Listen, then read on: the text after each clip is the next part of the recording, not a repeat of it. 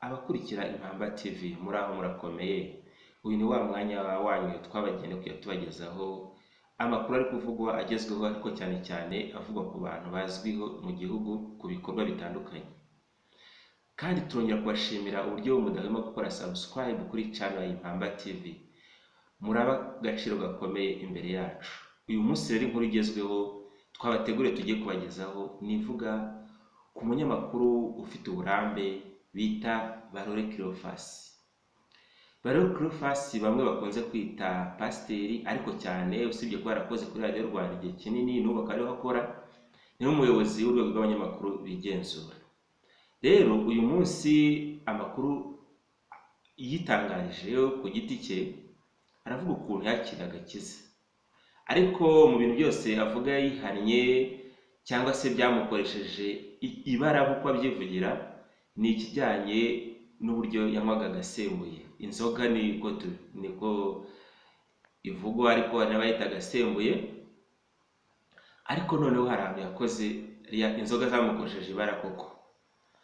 Ahangaha mu kiganiro yagiranye n'imwe mu mateleviziyo yo mu Rwanda, yagaragaje ukuntu rwose rimwe yigeze kunywa inzoga ajya kwiroha mu kiyaga cya Kivu.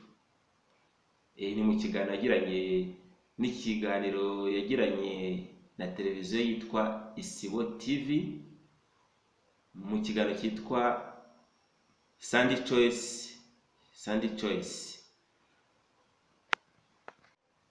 Ubwo umunyamakuru yamubazaga ati, ntago wasomaga mbere yo gukizwa? Barore yasubije agira ati, oya, ntago nasomaga, naranywaga. Ibyo n'ubundi buhamya.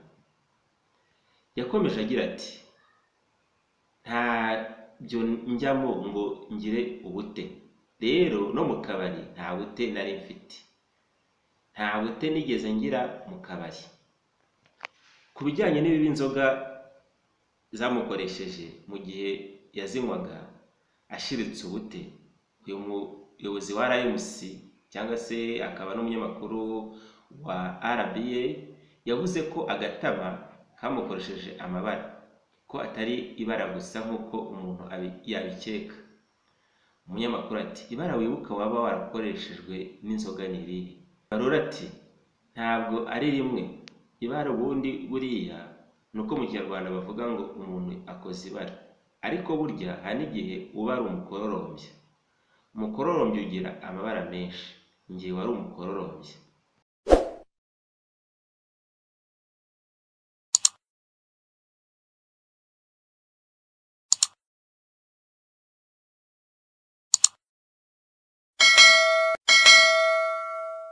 Uzi ko hari igihe nigeze kuzinywa nkajya koga mu Kivu nkarohorwa n'abasare, abantu mu Kirambo twari twagiye mu butumwa bw'akazi. Ubwo se iyo incident cyangwa se icyo gikorwa mu Kinyarwanda yonyine si umukororombya?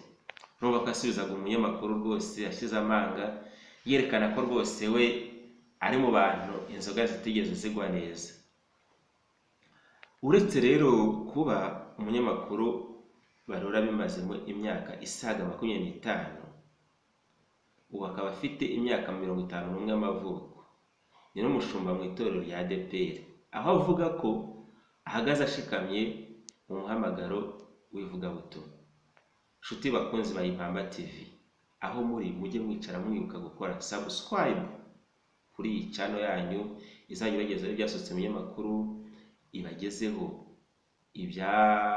ibiri kuvugwa, ariko cyane ku bantu bazwi nawe aho uri rwose ujye ukora ibintu bituma abantu bakumenya bajya kuvuga. Ariko iyi nkuru akaba ariyo dukesha ikinyamakuru cyandikirwa kuri murandasi cyangwa se kuri internet cyitwa pressbox.rw. aho rero ukomeze ubane natwe ukurikira ibiganiro tukugezaho umunsi ku wundi, ukajya wibuka gukora subscribe, amakuru yacu akajya kugeraho ku gihe. Muri agaciro gakomeye, mukomeze mukurikire Impamba TV.